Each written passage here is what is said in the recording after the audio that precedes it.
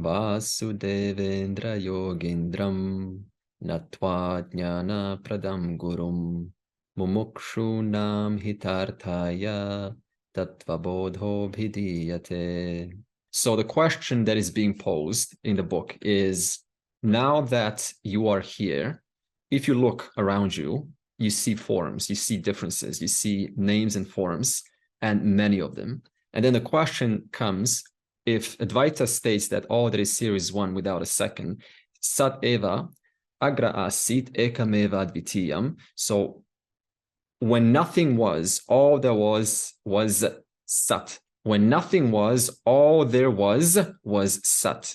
One without a second. What kind of a Sat? One without a second. So before anything came, before all of this came, before your body came, before time came, before space came, before anything came, all that was here was this one undifferentiated existence from which there's a capacity to manifest the whole universe. And this capacity is operating right now, which is manifesting this listener and this speaker in this very moment. And that capacity we are analyzing so that we make a sense of this relationship between the manifestations, the capacity, and the final reality, which is consciousness. So this is the intention of today. And the verses start out by pointing first that this capacity, as we have on the board, is intelligence, which is what? Sattva, Rajas, Tama. Not that it has Sattva, Rajas, and Tamas. This is important. Otherwise, you say, so what? It just sprinkles a little bit of wisdom onto someone. It sprinkles a little bit of ignorance onto someone else. It sprinkles a little bit of ambition onto other people. It is one total intelligence by its manifestations. When you observe these manifestations, then you categorize certain attributes and you give that capacity certain categories so you can work with it, so you can teach it to the listener. And so what kind of categories do we create? We create sattva, rajas, and tamas. So therefore, this capacity called Maya, the sattvic portion means that it has knowledge in reference to whatever is manifest. So it has knowledge about your lungs, about your heart, about how these senses will interact with objects, how the light will bounce, how fast the light will travel. It has how far will the planets be from each other, how the seasons will interface with the plants, how the seed will grow, when it will germinate, how long it will take to germinate, how the bird will build a nest, what kind of a bird will it be, what kind of a beak will it have, and not only what kind of a beak will it have, but the beak itself is collapsing a potential of this intelligence by finding itself in different environments. Why do some species have long beaks and some species have short beaks? What is because there's an evolution aspect to it. So that the bird has to survive, and the bird to survive has to develop a long beak so it can reach deeper into the ground. So it's not like this capacity says, I'm going to have this bird have a long beak. But rather, out of this capacity, forms come. Forms in their environment have to adapt to the environment. By adapting, the form collapses new potentials and develops into a long beak. In that same manner, one who has the need to think, to inquire, to make a fire, to survive, has to do so in more and more complex ways. So in that sense, we have the evolution of a human being. We start out with a, sort of a more primitive level, and then we have to survive. We have to become hunter-gatherers. We have to find more sophisticated ways of surviving. So by our discovery of how to survive in more sophisticated ways, we are constantly collapsing the potential of this capacity. And one of those potentials is sattva guna, all knowledge. Therefore, it is that which supplies the knowledge, how all of the species will work, how they will survive, how the beak will grow, how the person will make a fire, what better ways they will make a fire. The whole thing is coming out of sattva guna. The second aspect of this capacity is rajaguna. This means it has the capacity to project this knowledge into a form. So you need to not only have knowledge, but also it needs to be projected outwards. but projected outwards from what? It has to be projected from something. And therefore we have tamaguna, the material. So the material is going to be shaped according to the projection in the light of sattvaguna, in the light of the knowledge. The second aspect of this tamaguna is that which veils. So this is the avarana shakti of Maya. So this means that whatever is projected, whatever is, because rajaguna is also that which projects, whatever is projected outwards, it's going to be, it's not going to have all knowledge to itself. Therefore, when we say, when a person gets born, it's not like they have ignorance. Understand this, because we often say, Jiva, the person has ignorance. But there is no such thing as ignorance if you think about it. You can't have from all knowledge, ignorance comes. So when we say ignorance, all we mean is partial knowledge. You understand? That means I don't have total knowledge. I'm only given this much. Anything outside of this, in reference to that, which I don't have access to, in reference to that, we say, I don't know. I'm ignorant to that.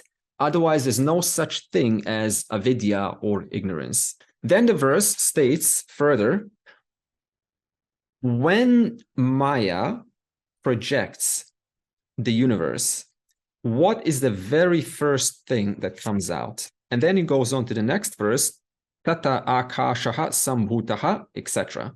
So in other words, the very first thing that comes is space. Now, careful. It has not projected physical space yet. We are still at a subtle level. It's still in a template mode. So the first thing that comes is space. This is called subtle space. From subtle space comes air. From air comes fire. From fire comes water. From water comes earth.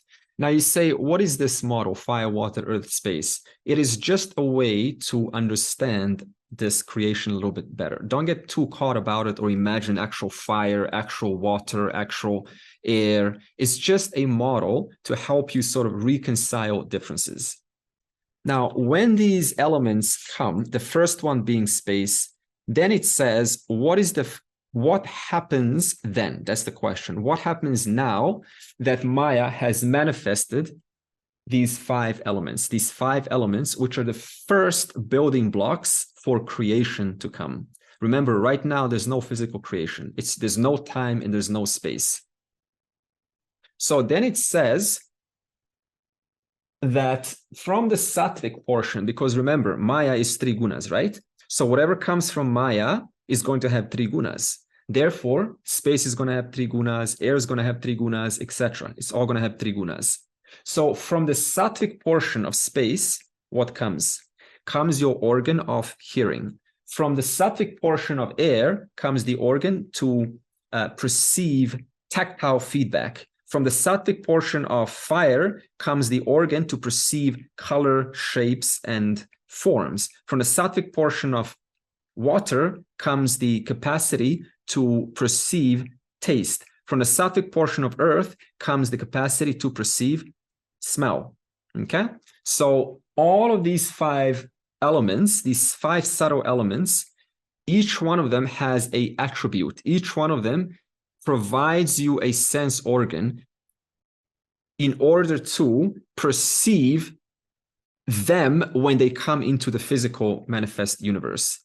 Because what the verses are going to say now is that the whole universe is made out of the five elements, right?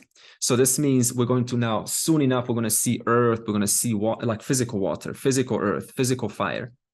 But you need to perceive them.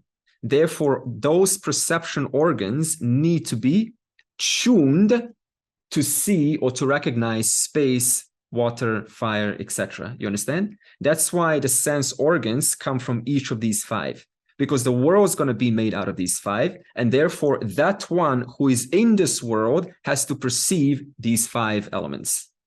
Okay, clear? Order so far. Final reality, consciousness. Consciousness enjoys the capacity to manifest the universe. That capacity is called Maya. When that capacity projects using its vikshepa shakti, its projecting power, the first thing it projects is space, and then air, and then fire, and then water, and then earth. These five subtle elements being infused with the three gunas The first guna is sattva guna, which we have discussed. Now, the next verse is going to say, when you add all of the 5 elements, the sattvic portion, so sattva of space plus sattva of air, sattva of fire, sattva of water, sattva of earth, you add them all together and you get the inner instrument. What's the inner instrument? We said in Sanskrit is called the antahkarana. The antahkarana means that all of the 5 sensory data, to hear, to right, to taste, to smell, to right, etc. That sensory data has to go into one place. That place is called the inner instrument. It's just like a cockpit where it all just floods into. That inner instrument consists of 4 functions. We said the manas, the buddhi, the chittam, and the eye sense. Now, the center of this antahkarana is going to be the eye sense. Eye sense. Okay, eye sense, the ego in English. Remember, I said there's 2 definitions for the ego. The first one is conceit or pride. The second definition of ego, which is more Latin, because I in Latin is ego, so it's ego, that's where it comes from, means eye sense. That's the ahamkara. So all of the now information, like the mind, that's better. Okay, mind, intellect, and the memory, where is it going to go to? And the body, of course, which is not come yet, but where is it going to go to? It too has to get centralized to the eye sense. Okay, so that means the perception, the data from your eyes is going to go into the mind. From the feeling, from the skin is going to go into the mind. From the eyes is going to go into the mind. From the tongue is going to go into the mind. And from the earth is going to go into, from the, not earth, the smell is going to go into the mind. So the first function that receives the data from the outside world is the manas. Now, we said the manas is that which doubts, right? It goes through an oscillating cycle. What should I do with this data? Should I pursue this or should I not pursue this? It weighs the pros and cons. It kind of goes through, what should I do with this? So it's sort of in an vacillating, like a pendulum position. It's also that which experiences emotions. That's why as long as you're strongly identified with a doubt, what's present during that moment? Frustration, concern, a lot of strong, like plus or minus, right? There's some emotion involved. It's kind of, it's there. It's in the forefront. So as long as one's in the doubting mechanism, that's called the mind, there's also an emotion involved there. The moment you've decided, this is what I want to do with this data that I'm perceiving, it drops into the intellect. That means now I have decided this will be done and there's no going back. And therefore you have made a conclusion. But also, in order to decide what to do, you have to consult your memory, because I need to go, what have I done before that has worked so that I can save myself time, because I need to be efficient at managing and working in this world. So the mind's also going to consult the memory as to what to do. And therefore, it's going to then send to the intellect and then say, in the light of the memory, what I've done before, and in the light of the mind going through pros and cons, is this the right wise decision relative to the situation I'm finding myself in right now? That's what the intellect does. Now, where does the intellect send all that data? To the eye sense. Therefore, the eye sense constantly experiences itself as, I am anxious, I am certain, I am uncertain, I am big, I am small. That's what the eye sense does. I am like this, I am like that.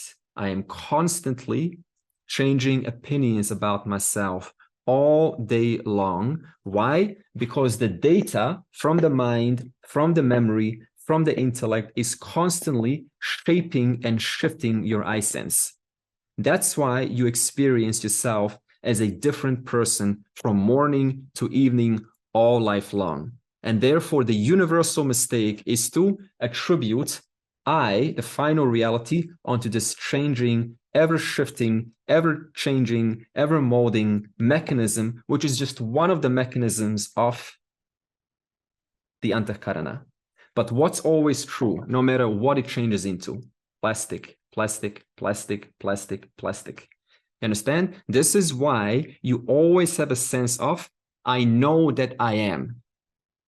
That's the plastic. That's the content, the consciousness. I know that I am. But I know that I am XYZ. That is the shape of your I sense. You understand the difference? No matter how you feel about yourself, what's the common universal experience? I know that I am. I know that I am. There's suffering. In the suffering, I know that I am. There's happiness. In the happiness, I know that I am. In thoughtlessness, I know that I am. In extreme amount of joy, I know that I am. Thoughtlessness, joy, frustration, happiness, misery, that's all attributed to the I sense, but I know that I am is attributed to consciousness. So that's the relationship between the I sense and consciousness. Is this clear? Because this is the primary mistake that gets made in reference to attributing consciousness onto the I sense. Okay? Okay. Now, the next section he wants to talk about is, all right, so now sorry, excuse me. That means the barrier between the I sense and the consciousness are the panchakoshas, right?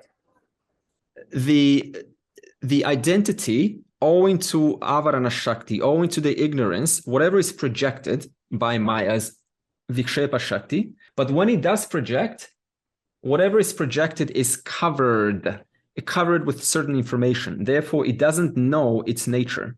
So whatever is projected is the I sense, but the I sense is covered. What else am I, right? I know that I am, but I don't know what is it that I am. In other words, the shaping and the molding, the koshas, are mixed with I know that I am. Yes. This is why we're unable to distinguish I know that I am, which is consciousness, over I know that I am good, right? Big, small. Now, the question is, what about the rajasic aspect of the elements? Okay. So, sattva guna, done. What comes from the sattva guna? 5 organs of perception, and all of them together equals inner instrument. Clear. Okay. Now, what about the rajaguna? Same thing. Okay, so just different components. So let's see. Next verse. So it's going to start with ete sham panchatattvanam madhye akashasya rajasam shat. So we'll stop at rajasam shat because that's very clear there already. Okay, and then I'll read a verse later. So what comes from the rajasic aspect of these elements? Let's see. What comes from the rajasic aspect of space? So it produces the organ of action. No more perception, now it's going to be action. Because remember, Rajaguna is that which goes outwards, which enables action. The Rajasic portion of space produces what kind of organ of action? Speech. To do what? To do communication. Now, look at this. If the Sattvic portion of space, what does Sattva do? Remember? It is knowledge. I know. Okay, so cute. I know. Remember what Sattva-guna does? It is knowledge. It's that which perceives. It receives knowledge. Now, if Sattva-guna perceives or receives or cognizes knowledge, then Raja-guna is that which projects outwards. So if Sattva-guna receives sound, then Raja-guna is what enables sound to go outwards, right? Speech. Now look at this. When I talk about speech, we're talking about the template for every living species in the universe, not just human beings. We're not the only living species. What about lion? How is a lion supposed to speak? So we're not talking about only oral, we're talking about body language, the capacity for animals to understand their subtle body language. If you go to a zoo, they say never turn your back onto a tiger or a lion, because they will understand that to be, you're a little weakling, you're a little chicken running away, they want to attack you. So how do they understand this? Because your body language has communicated with speech, not with sound. So speech is not only through sound, it is also through those subtle microscopic body language cues, which ants understand, as I said, with bees. How does a bee communicate to all of the other bees in its hive that it's pollinated flower 1, flower 2, and flower 3? How does it do that? Because the bee goes back to the hive and it starts to do a jiggle dance. It does a little jiggy dance. Now, the jiggy dance is understood by the other bees, okay? And therefore they say, so this jiggy dance means this little fella here has pollinated flower 1, 2, and 3, right? Plus or minus, that's how it works. You have to ask the bees to know specifically how it works. The point is, from Rajasic portion of space, capacity to communicate with another jiva is originated. With another jiva, you need to say hello, and the other one needs to say hello back to you. Okay. From Rajasic portion of air, what happens?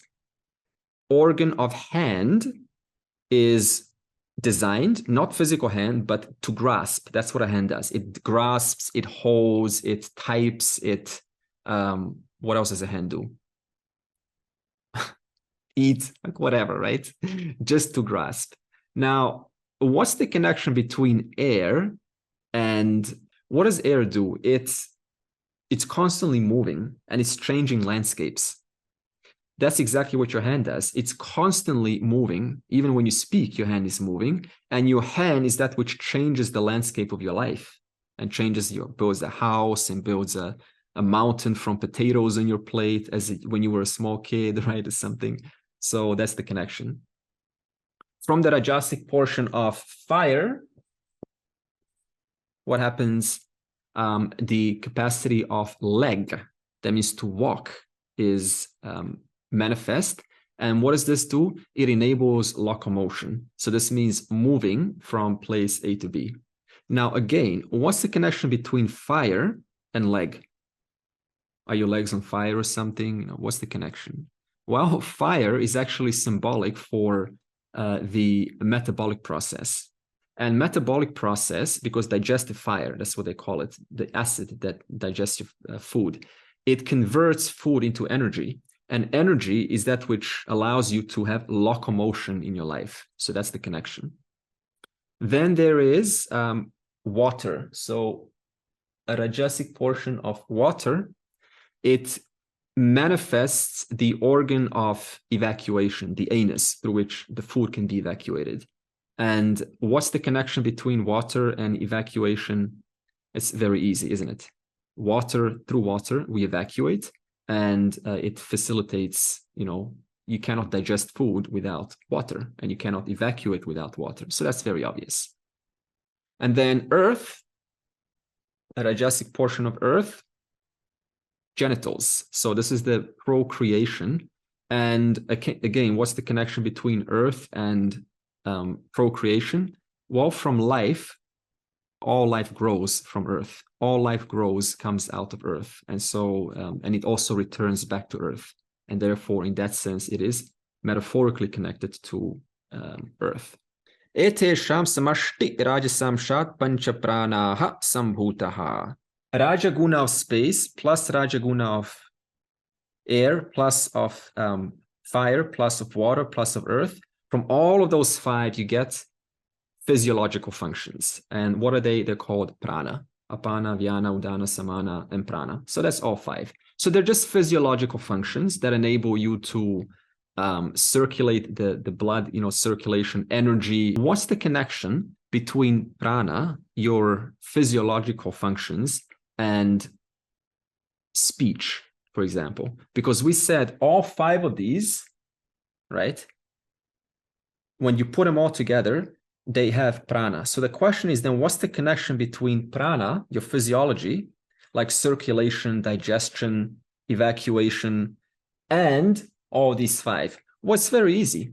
Suppose that you are very energized. You speak, your speech is clear. There's no fumbling. There's no blurriness in the words. The syllables are clear. If you want to break this prana, that's called alcohol. What happens when the prana is broken? Speech becomes slurry, blurry. What happens to locomotion, which belongs to air? It's completely, right, left and rightish. Hands have no sense of accuracy. You give a pen or a paint brush to a drunk person, what are they going to do? They're going to make a big mess because because the whole hand capacity is cuckoo now. So prana gets cuckoo. All of the 5 other functions get also cuckoo. At the same time, if prana is healthy, then what happens? You're able to have a microscopic attention to your hands. That means your hand grasping capacity is so delicate. Why? Because the prana is also well fine-tuned. This is why in Tai Chi Chuan or Qigong, medical Qigong, what's the exercises? The exercises is to develop they say Qi, your prana. And by developing your prana, if you ever done Tai Chi Chuan, we always start with kind of these, these very sharp edges, these like a blockish movements. There's a blockish movement in one's movement. But the more you do it, what happens? You have this circularity to your movements, a graceful movement. Why? Because your prana has been fine-tuned. Therefore, you have more accuracy to your locomotion, to your grasping ability, and even your speech improves. This is another benefit of Tai Chi Chuan. So far, what has been discussed from the final reality, there's a capacity to manifest. The first thing this capacity manifests is space, etc. The sattvic portion of space, etc., all of them create the antahkarana. The total aspect of the rajasic portion of these 5 elements creates the prana. Let's do a little revision. Maya, which has no existence apart from consciousness, the reason I wrote self here is because we often look at consciousness like another thing, consciousness. So I want to bring it down to you. Whose consciousness? Who has consciousness? You have consciousness. If you have consciousness, therefore you are already enjoying the final reality right now. Therefore, I put self, I.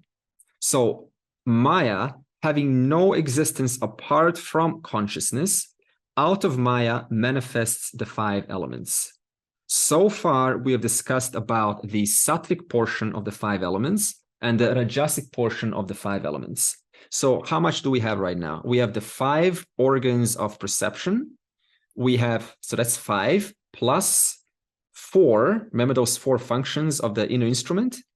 So 5 plus 4, or how about this? 5, 4. Then we have 5 organs of action, and we have 5 pranas. So look at this. 5 plus 5 is 10, plus 5 is 15, plus 4 is 19, plus 5 elements is 24. And that's what that verse said at the beginning. We will now discuss the 24 principles of creation. So now these 5 subtle elements, they're still in their subtle form. They need to manifest. They need to undergo through a process to become denser. What do I mean by becoming denser? It's very simple. You have, you have even the reverse. You have water vapor, right? It condenses and it turns into water, right? So the vapor goes through a process and it turns into something more solid. You can also have something reverse from something solid into something more subtle. So you already observe these things in the world. So these 5 elements will go through this process called panchikarana. Panchikarana simply means they will densify. They will now become tangible space, tangible air that I can feel on my skin, tangible fire like heat, tangible earth, tangible water. And by this process, what's going to come? Space, time, and all of the physical bodies inside space and time, and all of the insentient objects like rocks and mountains and dust and periodic table of elements and so on. So how does this happen? Let's see. Etesham panchatattvanam tamasam shat. Okay, we'll stop there. Tamasam shat, because that means tamaguna. So what's going to happen now is, let's take tamaguna of space. So I'm just going to make this a little bit bigger. So this will be the tamaguna, right? So I'm talking about this section here. So this tamaguna of space is going to get divided into 2. Okay. First step is going to get divided into 2. This section is going to be original tamaguna. So this is untouched. This is tamaguna of space, untouched. But this section is going to offer itself to be filled up by tamaguna of the other 4. Therefore, it's going to divide itself into 4. 1, 2, 3, 4. And it's going to get what? Tamaguna, a little bit of tamaguna from air, a little bit of tamaguna from fire, a little bit of tamaguna from water, a little bit of tamaguna from earth. How much exactly? 12.5%. Not that it matters, but it's going to get 12.5% of other tamagunas.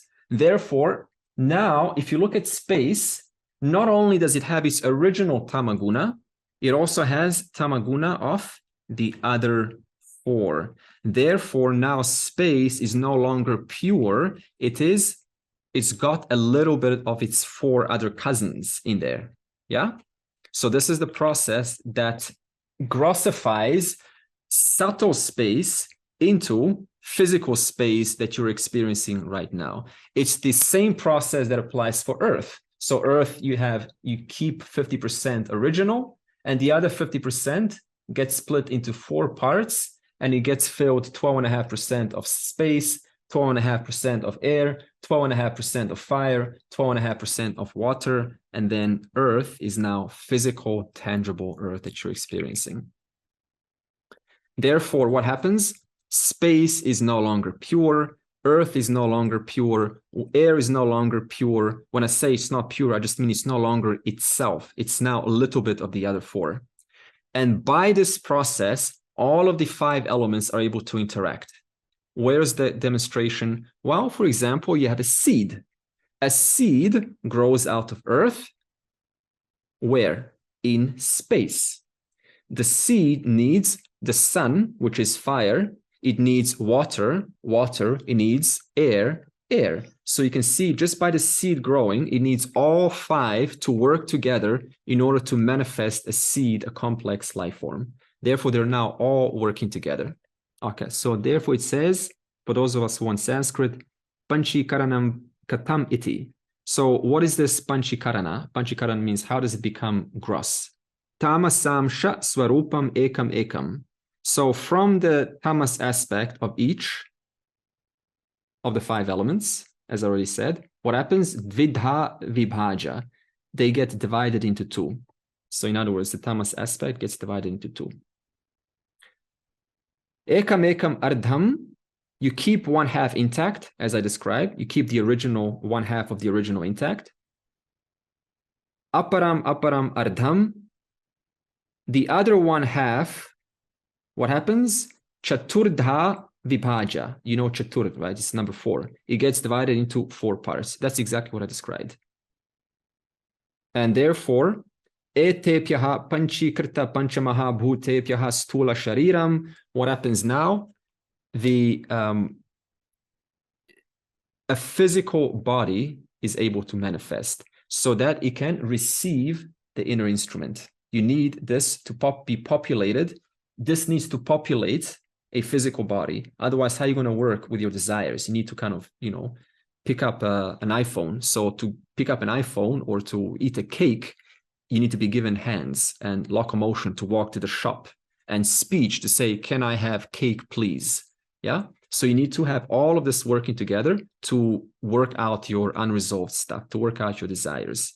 And therefore, if you look at any physical body in this universe, objectively speaking, is there any difference between a black body, Indian body, Asian body, Antarctican body? No, because they're all 5 elements. In fact, if you want to be really objective, there's no difference even between an ant body or your body, because the only difference is how the 5 elements are put together. But end of the day, they are just 5 elements. Therefore, there's no superior race here. There's no superior Aryan race, as we had the dictator once upon a time say. It's all just 5 elements put together, manifesting and giving different attributes to kind of give a different skin color, different pigmentation, and so on. That's the first thing they want to communicate. There's no superior here at all. Superiority belongs to a person who just hasn't really worked their stuff out, doesn't know this. The second important point is that if you ask, what's the point of explaining this creation? because I'm talking about right now. Everything you see, the listener, the thinker, your thoughts are nothing but what? Rajasic and Sattvic, well, specifically the Sattvic portion of the 5 elements. So if I say what's 1 + 1, and you say that number, that was nothing but what? Sattvic portion of the 5 elements. That 2 was a thought. A thought is 5 elements. So end of the day, when we look at this creation, we observe different elements. All of these elements are a product of this capacity, and this capacity has no reality apart from consciousness. So it just wants to communicate how there are many manifesting as the one. And this is what is to be understood. And it's not just a random manifestation. It's not just a random projection coming out of Maya. It's intelligent. All of these 5 elements are put together highly intelligently. Let me give you earth, a clump of earth, a little bit of water, a little bit of fire, a little bit of air. Create a heart for me, please. How are you going to do that, right? So we don't know, but the intelligence is, of course, the Sattvic portion is knowledge. It knows how to create all of these laws, all of these forms by which their interaction has a predictable cause and effect relationship. And because it does so, we can then say it is a harmonious order. What does harmonious order mean? It means there's a predictability to it. And this predictability is what you rely upon to get things done. If there was no predictability, then what would be the point of studying the scriptures? Because there's no guarantee of moksha. This means you can go through the system, understand who you are, but there's no guarantee of gaining any kind of knowledge. But the only reason why you do things is because you understand, if I want X, if I want Y, I have to do X. You understand? If I want to get fit, I have to do exercise. I don't read books. Just that you know that you can connect these two things. I have to exercise to get physically fit. It means you have a certain relationship to this order. You have no choice but to trust it, because you know by exercising for a certain amount of minutes, you're going to get amount of extra muscles or extra flexibility in your physical body. So this means you're already within this order, trusting this order to deliver you a perfect cause-effect relationship. This is why we say, when it comes to rebirth, imagine an order whereby you were born and you didn't do anything to deserve the position you're put in. Just like that. You put on earth and you look around you, and you are with parents with a certain disposition. They could be abusive, they could be intelligent, or whatever. You could be put into, a village without any clean water. And you say, what did I do to deserve this? What kind of an order would that be? Could you trust this order? An order that randomly puts you in a circumstance? How can you trust that order to deliver you salvation? Because if that order randomly put me in a situation and I've done nothing to deserve it, then that means whatever I do in reference to stopping samsara, in reference to getting out of the cycle of rebirth, no matter what I do, there's no guarantee that this order is going to give me a predictable result. So this is why we say the order is intelligent and there is a harmony in this order. By following certain steps, I am guaranteed to get certain outcomes. That cause-effect relationship is also what, in whose presence these 5 elements, when they manifest intelligently, they all interact and they bring about a unique function, a unique purpose, and they respond accordingly when they all interface together. When you drop something in gravity, it always goes down, it never goes up. There's a predictability there. That predictability is also laws and orders. It's also 5 elements. It's also, it's also Maya, which intelligently sets these orders and laws in which you can have a successful resolution if you follow a certain pramana, a certain means of knowledge to teach you something. Evam pinda brahmandayoho aikyam sambhutam. So pinda is micro, brahmanda is macro. So again, what's the point of knowing this? So what the verse is saying is, in this manner, when the universe is now manifest of time, space, and objects, and of course it took billions of years to evolve, because you need to wait for the physical body. A sophisticated physical body needs to wait about 4 or 3 billion years so that this can be exercised to its fullest capacity. Because you need to see, if you just put the inner instrument inside a monkey, you're going to have certain amount of function here, but it's not going to be as much function as you will for a much more sophisticated brain. So you need to wait a couple of billions of years for the brain to actually grow to fully host the maximum capacity of the subtle body, of this inner instrument. Now, when I say maximum capacity, what do I mean? The capacity to which you can become self-aware and have free will, to that maximum capacity. As long as you're able to say, I am, and I know that I am, and I can make a choice, to that capacity, you have fully developed the physical body. So now you say, well, what about in 1 million years from now? Is the physical body going to be the same as it is now for a human being? No, it's going to be very different. We're probably going to be taller, shorter, bigger, smaller. It doesn't matter. But as long as you can exercise free will, and you can exercise and look at the scriptures and ask the question, who am I? To that extent, you are exercising the maximum capacity of the physical body and, of course, the subtle body. In this manner, identity between the individual and the cosmos is now born. What does this mean? This power projects, right? Projects the universe. Okay, that's the universe. And in the universe, it creates one small individual called Ricky, Lorena, Andre, Mina. And so we look at this universe and we go, what's the relationship between this universe and me, the small individual? So now let's talk about this relationship.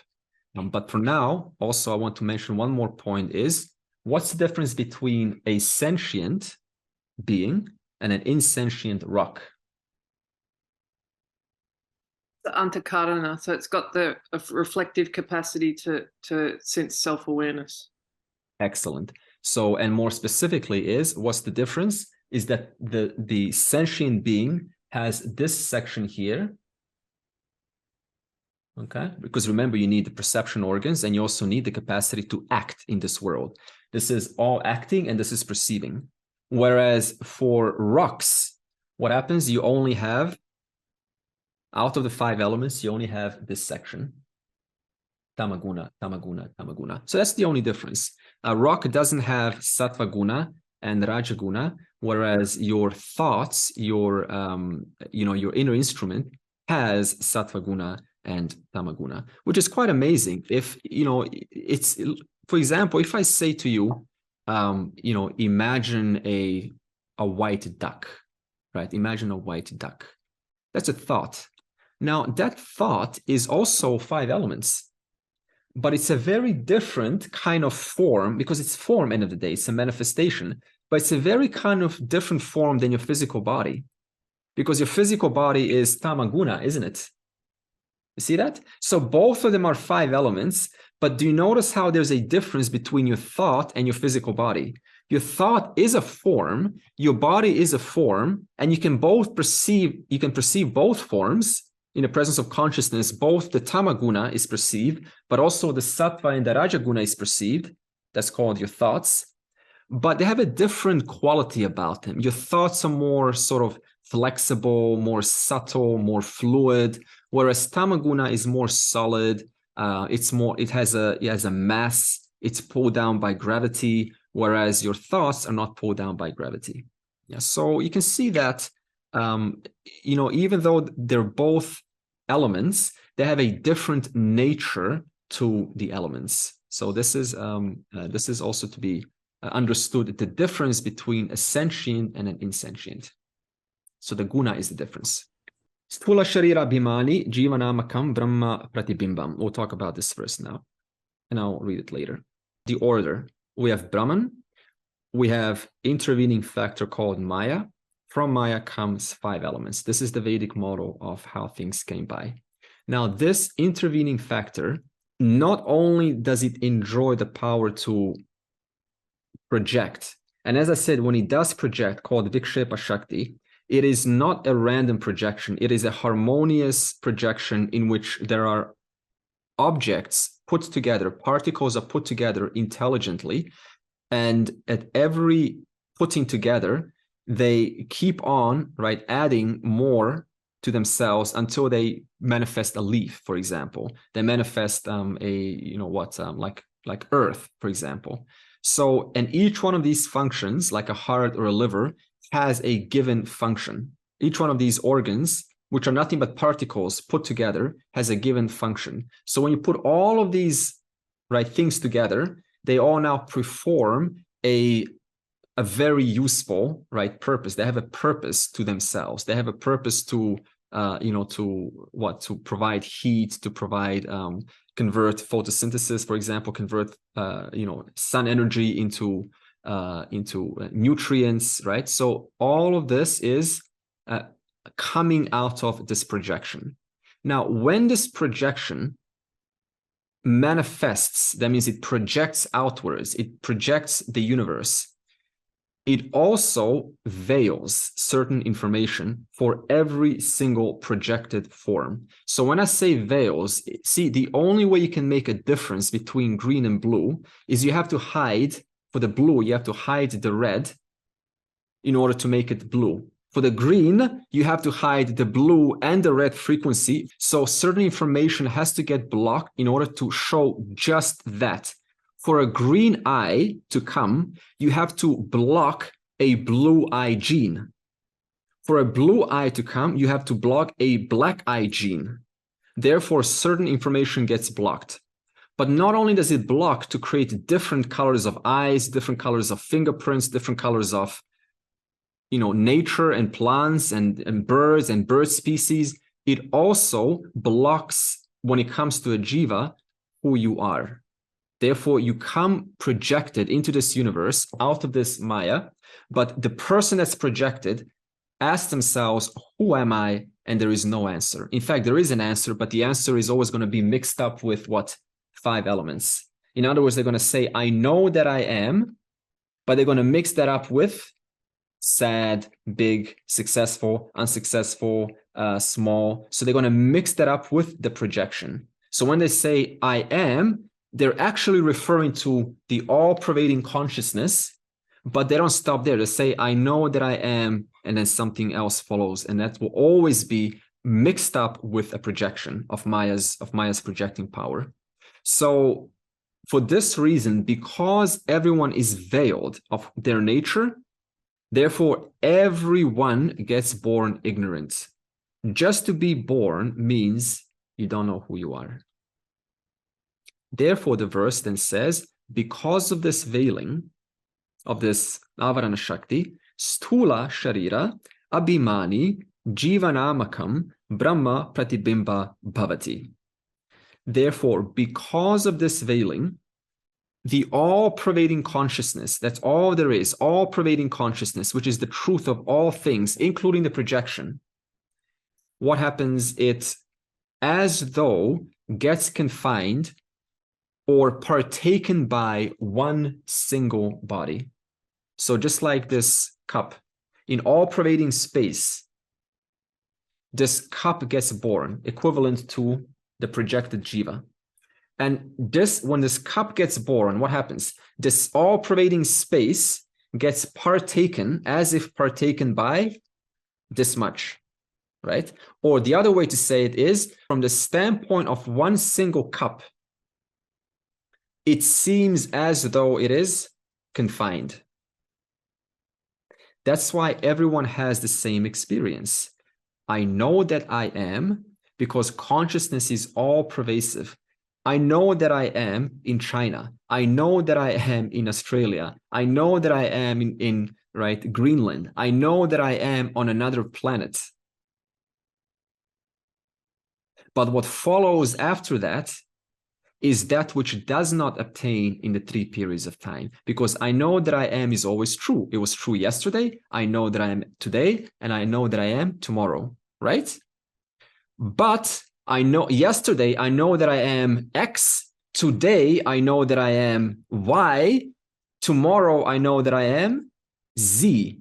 So what changes? X, Y, Z. What changes here? Maya. It's constantly projecting one thing, another thing, another. That's all it does. Just projects, takes away. It projects X, takes away. Projects Y, takes away.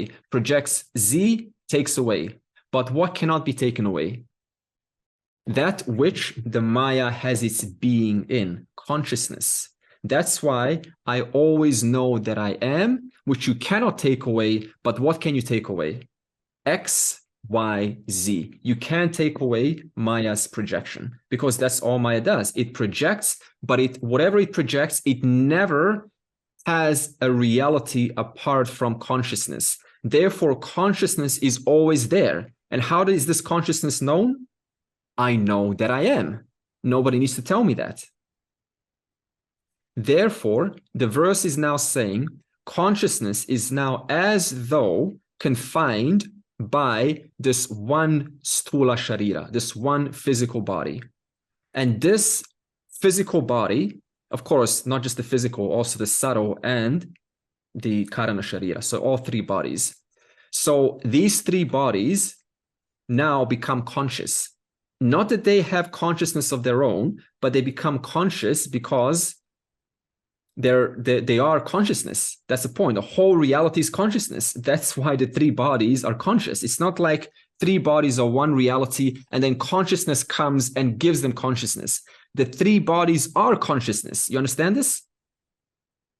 Which is why we say consciousness as though becomes identified with the 3 bodies. Because it's like space. Space is always free. But because this manifests in space, now space pervading the entirety of this cup, from the standpoint of this cup, it says, I am this much. Now, this conscious being who says, I am this much is called a jiva. Therefore, what is a jiva? Jiva is when consciousness, owing to Maya's avarana shakti, that means the veiling power, identifies mistakenly with the 3 bodies without questioning it any further. That one, which is the 3 bodies, who is now nothing but consciousness, but takes themselves to be this much, says, I am a jiva. So a jiva is thus that one who mistakenly identifies I, the all-pervasive I, in reference to one single container, one single 3-body jiva. Okay. And so then what does this jiva say? I, which is all everywhere, but it's localized to just one single container, says, I am over here and not over there. I am over here and not over there. But then when it gets to over there, it says, I am over here and not over there. But what's the I always referring to? And he doesn't know this. What's the I always referring to? To the all-pervading consciousness, just like the all-pervading space. But because it takes itself as a container, as one single 3-body mechanism, it seems like when Maya projects this mechanism over there, since consciousness is over there, it says, I am over here. And then Maya projects this container over here, it says, I, consciousness, am over here. Thus, it makes this mistake over and over and over again. Since how long? Well, we said that capacity is never apart from consciousness. Therefore, as long as consciousness is as long as was Maya. So this means Maya was projecting you since beginningless time. When I say you, I'm specifically referring to the three bodies. And because Maya, when it projects, it hides information, you never knew who you were from the beginning, from time immemorial, because of Maya's avarana shakti. For that reason, you never ask yourself, is there more to me than this much, than this much?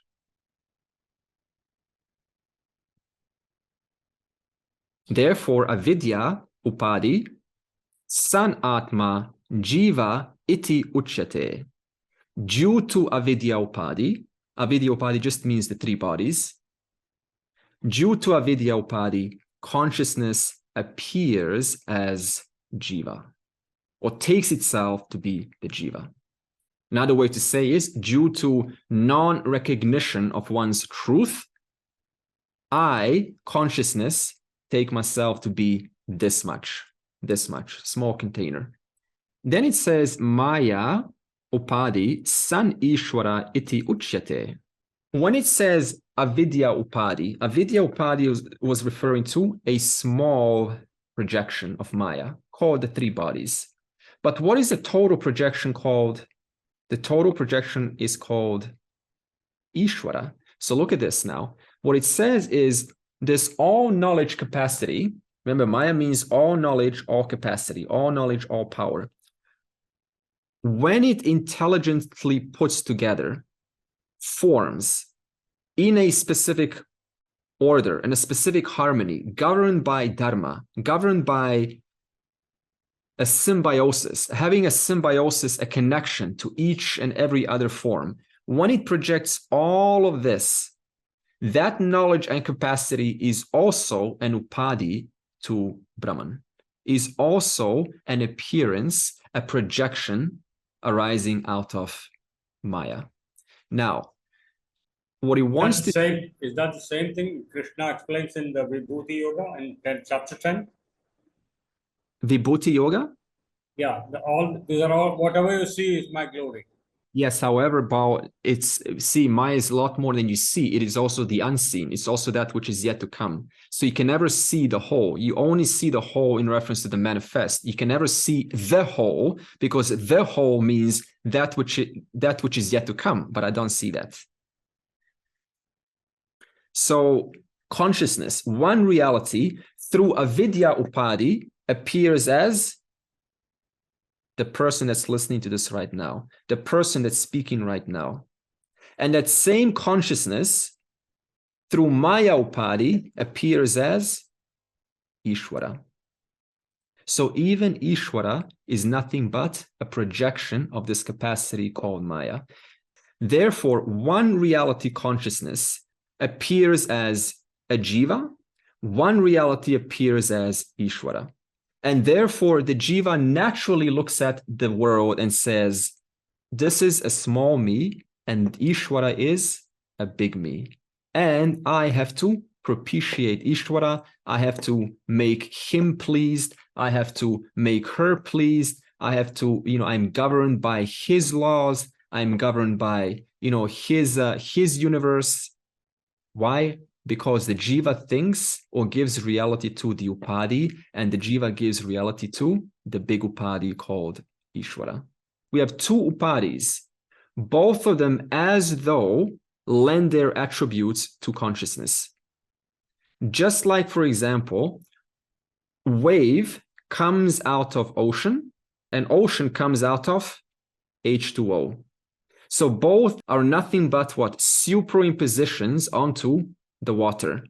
But is H2O ever stuck to the wave or to the ocean? No, because you can have H2O in a rain, you can have H2O on a mountain, you can have H2O in a snow, frost, iceberg. So even though wave and ocean seem to have conditioned H2O all throughout, even though they are never apart from H2O, their content, H2O itself remains completely free of both the big upadhi and the small upadhi. In that same way, even though it seems like this small person is lending its attributes onto the final reality, And the total, called Ishvara, seems like it's lending its attributes to the final reality. The final reality in both cases remains totally, utterly free of both the Jiva and Ishvara. Whatever we can grasp is only a micro, mini thing of the unknown. And you don't have to grasp the whole thing, because all the wave has to grasp is the truth of both the ocean and the wave is one and the same content, without which they have no existence apart from. Therefore, the Jiva is not here to grasp all of these complex things, because you cannot. The limited being can never capture the limitless reality. It's just not possible. Meena. So is it possible to overcome or remove Avaran Shakti? Because it seems that there is no avidya. It is just the play of Avaran Shakti that seems like, ignorance. Yeah. So when I am studying in my pursuit of knowledge, am I trying to understand or have the knowledge, or am I trying to understand avidya? Small I or an individual being, I don't think I would be able to overcome or remove Avaran Shakti of Maya. Got it. I understood the question. This warrants a little bit of a technical response. How does Avarana Shakti get removed in reference to this cup? There's something called Vritti Vyapti and something called Pala Vyapti. So this little cup does not enter your brain, but it's in your brain right now. How? Because light bounces off into the eyes send signals to the brain communicates with the mind, and the mind creates a mental vritti of this cup. Therefore, we call vritti cup. Cup thought has taken place in the mind. Now, what happened now? That's called vritti vyapti. That means a thought of a cup has arisen in the mind. But what is the pala vyapti? The pala vyapti is, pala means what's the result of that? The result is you have removed ignorance of this cup.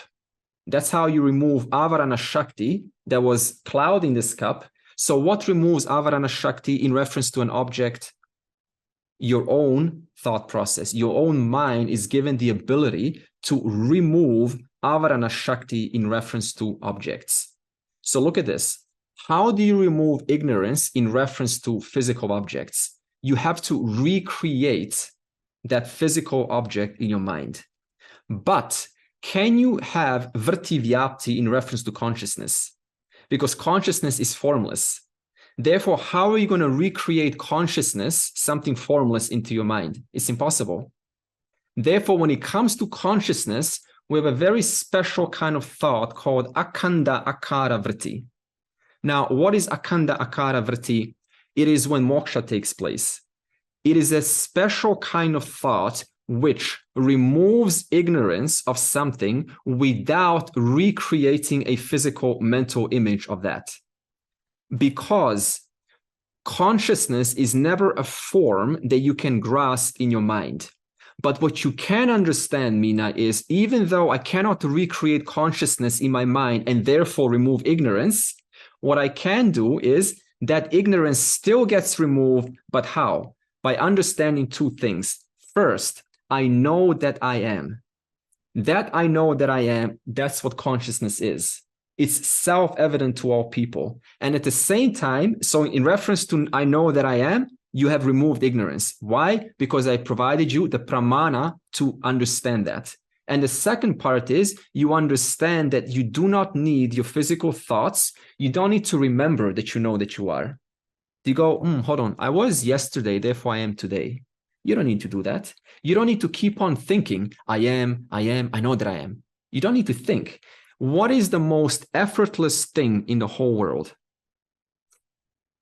Light a lamp in the dark room. What's even more effortless than that? Just think about the question. What is the most effortless thing for everyone in the whole world? Lorena? It's being aware. Yeah. Think about this. Even 1 + 1 in comparison is very hard. At one point, we didn't know what 1 + 1 is. We didn't know what 1 meant, what plus meant, what equals meant. Who needs effort to know that you are? Why don't you need effort to know that you are? Because consciousness is the truth of the whole thing. That which is always true obtains in 3 periods of time. Sat kale api tishtati. That which obtains in the 3 periods of time is always true. Therefore, it should by definition be the most effortless thing. And it is. You are the proof of it. And if you're able to prove it, what the scriptures say is understanding. If you're able to prove it, the scriptures say that much you are liberated. Because that means you have connected to the reality. You have connected, you have understood what I'm talking about. If you have understood what I'm talking about, you're going, wow, I understand what he's talking about. The scriptures say if you go and say, wow, I understood, that's called moksha. And therefore, when moksha takes place, it's called akanda akara vritti. It has removed ignorance in reference to consciousness. It's no longer an object. What is it? What does it look like? Is it an experience? And at the same time, you have understood that I don't need to know that I am. It is the most effortless thing in the world. If you know that much, and if you're connecting with my words in this moment, that is called moksha. That's why we say it's the most ordinary thing there is. It's the most effortless thing to know that you are. You become free of the upadhi. Is that also the way to explain that? And to be free of the upadhi. Now, what Bao is bringing is, how do I know that I'm free of upadhi? We use simple logic. Because if I take, for example, suppose we have constant colors coming behind.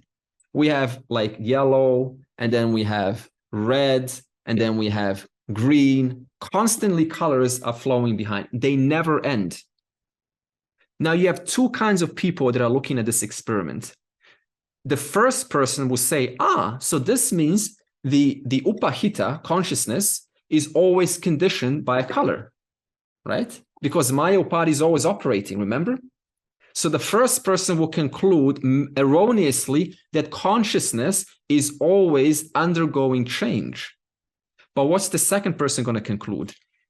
Since the fact that the red is followed by yellow and yellow is followed by green, since the fact that the red does not stay, it means that this upahita is intrinsically free of the red, of the yellow, and of the green. Because were it to intrinsically have the quality of redness or greenness or yellowness, it would never be able to display any other color other than the redness. It would interfere with all of the other colors. Now look at this. In that same way, how are you ever, if Maya Upadhi is constantly functioning, how are you ever going to isolate pure consciousness from Upadhi? You will never. Never. But what are people trying to do? I want to experience pure consciousness. When? Tomorrow. Now what's tomorrow? It's time. So this means consciousness is conditioned by time. So how are you ever going to experience pure consciousness if you cannot experience pure consciousness because the person who is trying to experience is an upadhi? Therefore, upadhi is always mixed up with upahita, with consciousness. The only thing you can do is understand, even though I cannot separate pure consciousness from the upadhi, the constant experiences that are going on 24/7, I can understand that if consciousness were to have an attribute, that attribute would be constantly stuck in my experience for everyone all the time. I would never be able to see anything else other than it, and it would constantly interfere with all of the other attributes. So this means that consciousness is not conditioned by Maya Upadhi, is not conditioned by Avidya Upadhi, is not conditioned by your punyam, nor your papam, nor anything that you have ever done, good nor bad. And what's the reality? Consciousness. Consciousness which has no attributes whatsoever, onto which nothing sticks. And who is that consciousness? Who is not that consciousness, since it's the only reality? So by definition, you are that consciousness. And since nothing sticks onto you, consciousness, then where is your karmic account, please? Find it. Where is your punya papam? It's erased immediately. It's just by knowing I am not this person, I am the truth from which the entire thing manifests from, onto which nothing sticks onto. Immediately you collapse the entire karmic account in that moment, just by cognitively understanding that nothing sticks onto you, which you can prove in your own experience. That means moksha is also called Upadhi Mukti. Yeah, Upadhi Mukti. So you are Jivan Mukti. So you are free while living. Why are you free while living? And why are you free forever from then on? Because you understand when I say the word I am actually referring to that reality which this body, which this person who said I doesn't stick onto. Who says I? The person says I. But what's I really referring to? Consciousness. So therefore, the Jivan Mukta is that person who understands that I am completely free. I was never born. I will never die. I never undergone any change or growth or subtraction or addition. And if I have, then what is that referring to? What goes through change and addition and subtraction? The ever-going, ever-happening upadhis. Leave the upadhi alone. It's never going to stop. Amidst that knowledge that the upadhi's job is to change, it's the job of the mind to go through experiences, to go through moods, to go through pains and sorrows and joys. That's the job of the upadhi. You can't do anything about it because it's Maya. It's not you. All you are doing in reference to this, you're just awareing the entire experience. In your presence, in consciousness, there is knowledge that there is growth, there is decay, there is death of the body, there is birth of the body, and so on. I may have got a bit confused, but just wanted to talk it over. It is upadhis, which is blanketing that you are the true awareness, the consciousness, which you are all the time. As these upadhis which are coming along, but it's an attitude you have to develop because you sometimes think you've got it, and then it goes. So that's your upadhis blanketing. Now, how do you constantly be aware that you are awareness, consciousness all the time? Do you have to mentally remind yourself? Got it. So what Nitin is asking is a very common experience. That means we call it the lights coming on and off, right? Now I know, now I don't know. There's nothing that a teacher can do about this. It's just a matter of listening to it on and on and on, because the mind is so deeply entrenched in the upadhi that it just doesn't want to sort of release it so easy. So you need to keep on listening over and over until that akanda akara vritti takes place. And that when it does take place, we call that's final. There's no more, I know myself more or less after that. You know yourself permanently as the unchanging consciousness. So again, the answer is, you asked how, right? How do I know it permanently? There is no one answer to that, except a very humbling answer really is to keep on listening and keep on engaging and reflecting on this very knowledge that we are talking about. You can't speed it up. Because look, if you had, look at this, Nitin, if you had the power to speed it up, you would have been enlightened yesterday. Because who wants to wait, right? So this means we need a level of patience. We can't, because there's an intelligence, there's Ishvara's grace we have to also earn. And so this earning of this grace is just like a child who keeps on asking for the ice cream, and the mama gets so agitated, she finally gives in and buys the ice cream to the child. So in that same way, we have a humility. Ishvara, I really, really want to understand this. Please help me. Please give me the right attitude, the right gentleness, the right approach. May this knowledge take place for me. And so it's a constant, humility that has to go there, and that relationship with Ishvara. So it's actually Ishvara, by your effort, that helps you to remove this ignorance.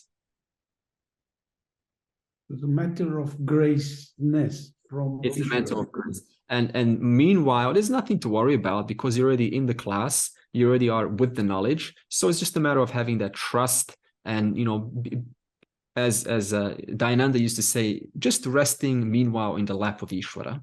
resting in the lap of Ishvara. You're always, right, you're always, taken care of by this. And as Krishna said to Arjuna, he says, keep your eye on me and I will take care of the rest. Just keep your eye on me and I will take care of everything else that happens in your life.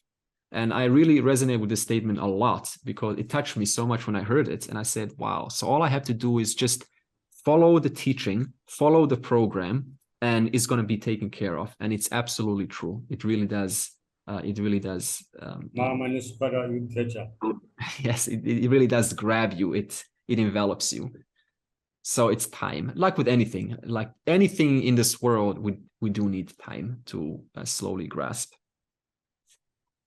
Okay, and look at this. Finally, let's finish this verse. Okay. Tasmat karanat na Jiva-Ishvara bheda buddhihi svikarya. Therefore, the difference between Jiva and Ishvara is not to be accepted. Now look at this. This is not an advice. When it says, don't accept the difference between Jiva and Ishvara, don't accept that. It's not an advice. Because when it comes to, for example, to get somewhere, to a destination, then whether you get there by a car or a bus, you're still going to get there, right? So this means when it comes to action or a destination, you have full control how you want to get there.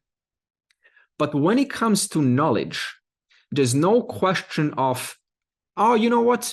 You Advaitins, you believe that Jiva and Ishvara share the same reality. We are going to believe that Jiva and Ishvara are two different things.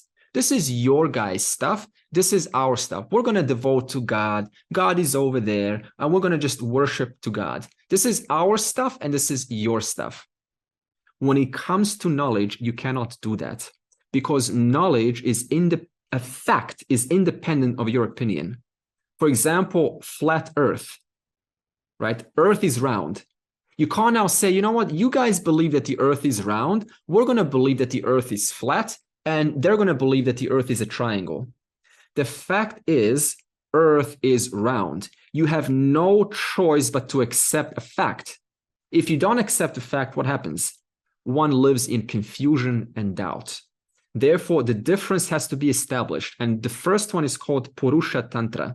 Purusha Tantra means it is dependent upon the person. For example, I can choose to do what I want to do, how I wish to do it, and when I wish to do it. It's entirely up to you. You understand? You can choose to go cook however you wish to cook, whatever you wish to cook, whenever you wish to cook.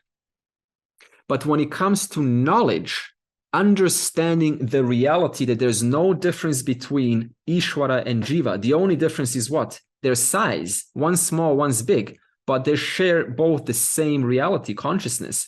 When it comes to the truth, this is called Vastu Tantra. Vastu Tantra means it is independent of your opinion because a fact is a fact. And what's the fact? Both Jiva and Ishvara are Upadhis. They both enjoy one and the same reality. This is a fact. And therefore, I have no choice but to accept this fact. If I don't accept this fact, what happens? It is I who live in confusion and doubt and try to do so many things to reconcile reality, only to fail time again and again. Therefore, this is why we say the only path to understanding who you are is through knowledge, jnana yoga. It's not about, oh, you do your Raja yoga, you do your Karma yoga, you do your Ashtanga yoga, we're going to do our Bhakti yoga, and you guys could do jnana yoga. We're very clear. All of these yogas, Karma yoga, Bhakti yoga, Raja yoga, yogas that are yet to come, they're all there just to prepare your mind. The only true means to removing or solving the problem is knowledge, because we're talking about facts.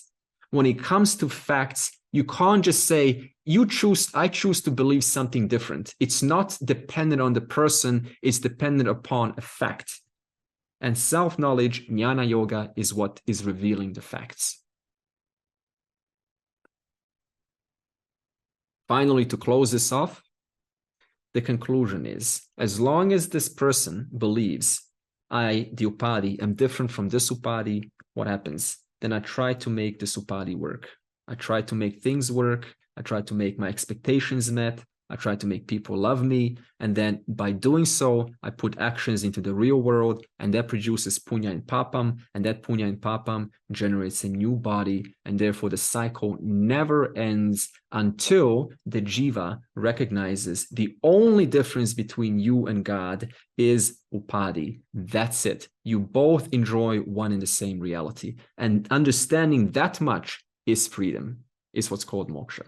Purnamadav Purnamidam Purnat Purnamudachyate Purnasya Purnamadaya Purnameva Avashishyate. Om Shanti Shanti Shanti.